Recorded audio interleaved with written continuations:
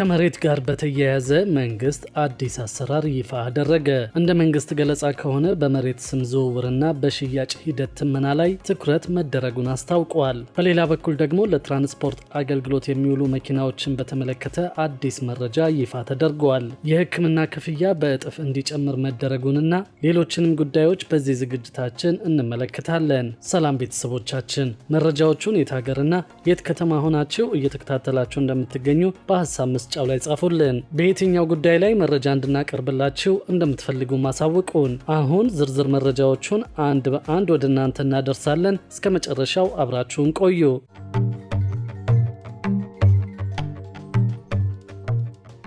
ከመሬት ጋር በተያያዘ መንግስት አዲስ አሰራር ይፋ አድርጓል። እንደ መንግስት ገለጻ ከሆነ በመሬት ስም ዝውውርና በሽያጭ ሂደት ትመና ላይ ትኩረት መደረጉን አስታውቋል። የሙስና ብልሹ አሰራርንና የክርክር መዝገብ መከማቸት ችግሮችን ለመፍታት ትኩረት በመስጠት ከህብረተሰቡ ጋር በቅንጅት እንደሚሰራ በአዲስ አበባ ከተማ አስተዳደር የመሬት ይዞታ ምዝገባና መረጃ ኤጀንሲ ገልጿል። የኤጀንሲው የመልካም አስተዳደር ተወካይ አቶ ግርማ አረዶ እንዳሉት በከተማው እየተካሄደ ያለውን ዘመናዊ የካዳስተር ስርዓት ግንባታ ሂደትን በህብረተሰቡ የሚስተዋሉ ችግሮችንም በመታገል ለስኬቱ አስተዋጽኦ ማበርከት ይገባዋል። በሰነድ ማረጋገጥ ሂደት ተገቢ መረጃ ባለማሟላት ተከማችተው የቆዩ 97000 በላይ መዝገቦች እንደነበሩ አውስተው ባለፈው ዓመት መጨረሻ ድረስ በተተገበሩ ስራዎች የ42548 የክርክር መዝገቦች ችግርን ሙሉ በሙሉ በመፍታት የተገልጋዩን ጥያቄ መመለስ መቻሉን የጠቆሙት በየክፍለ ከተማው የሚገኙ 10 ቅርንጫፎች ለሰራተኞችና ለተገልጋዮች ምቹ አለመሆናቸው በመልካም አስተዳደር ችግር የተለዩ መሆናቸውን አቶ ግርማ ተናግረዋል። በተያዘው በጀት ዓመትም ከክርክር መዝገብ ተከማችተው የመጡ 55000 የሚሆኑ ቀሪ መዝገቦችን ከክርክር መዝገብ ለማውጣት በትኩረት እንደሚሰራም አመልክተዋል። ለትግበራው ህብረተሰቡ እንዲተባበርም አቶ ግርማ ጠይቀዋል። የሲስተም መቆራረጥ ችግርን ለመፍታት ዘንድሮ ትኩረት ይደረጋል ያሉት አቶ ግርማ ችግሩን ለመፍታት በከተማ አስተዳደር ደረጃ ኮሚቴ ተቋቁሞ ችግሩን በመፍታት የተሳለጠ አገልግሎት ለማቅረብ እንደሚሰራ አመልክተዋል። በኤጀንሲው የቅሬታ ምንጭ ሆነው የተለዩ ስም ዝውውርና በሽያጭ ሂደት ትመና ላይ የሚነሱ ቅሬታዎችን ጉዳይ ጥብቅ ቁጥጥር እንደሚደረግባቸውም አንስተዋል። የቦታ ይካተትልኝ ጥያቄዎችም የኪራይ ሰብሳቢነትና የቅሬታ ምንጭ እንዳይሆኑ ትኩረት የሚደረግባቸው ይሆናሉ ብለዋል። 10 የከተማ ቅርንጫፍ ጽህፈት ቤቶችን ከ16 ሚሊዮን ብር በላይ በባለ ሀብቶች ትብብር ገንዘብ ተሰብስቦ እድሳት መደረጉንም አመልክተዋል። 11ኛ ክፍለ ከተማ ሆኖ በተዋቀረው ለሚኩራ ክፍለ ከተማ ላይ ተከፍቶ የተጀመረውን ጽህፈት ቤት ያለበትን የቦታ እጥረት ለመቅረፍ ጥረት ተደርጎ የተገኘ ውጤት ቢኖርም በቂ ባለመሆኑ ተጨማሪ ክፍሎች እንዲገነቡ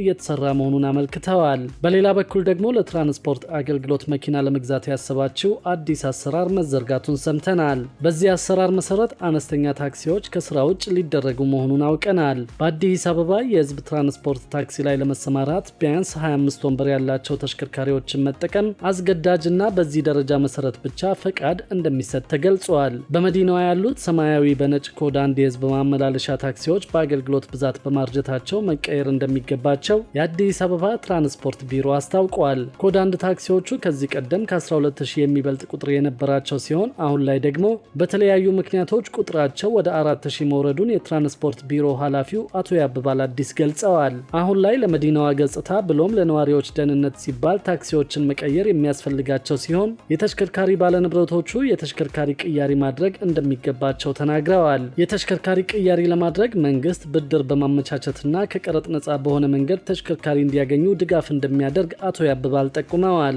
በሌላ በኩል ደግሞ ወደ ታክሲ አገልግሎት መግባት የሚፈልጉ አካላት ከዚህ በኋላ ፈቃድ ለማግኘት ከ25 ወንበር በላይ ያላቸው ተሽከርካሪዎችን እንዲሁም በኤሌክትሪክ የሚሰሩ መኪናዎችን በቅድሚያ ማሟላት እንደሚገባቸው የአዲስ አበባ ትራንስፖርት ቢሮ አመላክተዋል። ከዚሁ ጎን ለጎን የትራንስፖርት ሚኒስቴር ያረጁ መኪናዎችን ከሀገር ውስጥ መንገዶች ለማስወጣት እየተንቀሳቀሰ መሆኑ የተነገረ ሲሆን በቅርቡ በኢትዮጵያ መንገዶች ላይ የሚገኙ ያረጁ መኪናዎችና የጭነት ተሽከርካሪዎች ከአገልግሎት ውጭ ሊሆኑ ይችላሉ ተብለዋል። አዲሱ የትራንስፖርትና ሎጂስቲክስ ሚኒስቴር የተሽከርካሪ ልቀት ብክለት ቁጥጥር መመሪያ የግሪንሃውስ ጋዝ ልቀት መስፈርቶችን የማያሟሉ ሁሉንም መኪናዎች ቀስ በቀስ ከአገልግሎት ውጭ የሚያደርጉ የአስተዳደራዊ እርምጃዎችን ይዘዋል። አዲሱ መመሪያ እንደሚያመለክተው ማንኛውም አዲስ ወይም ያገለገለ መኪና አስመጪ፣ ሰብሳቢ ወይም አምራች መኪናዎቹ የጋዝ ልቀት መስፈርቶችን ማሟላታቸው መሆናቸውን ማረጋገጥና ለእያንዳንዱ መኪና የማረጋገጫ ምስክር ወረቀት መስጠት ይጠበቅባቸዋል። ሁሉም የነዳጅ ተሽከርካሪ ባለቤቶች ልቀታቸውን እንዲያስመረምሩና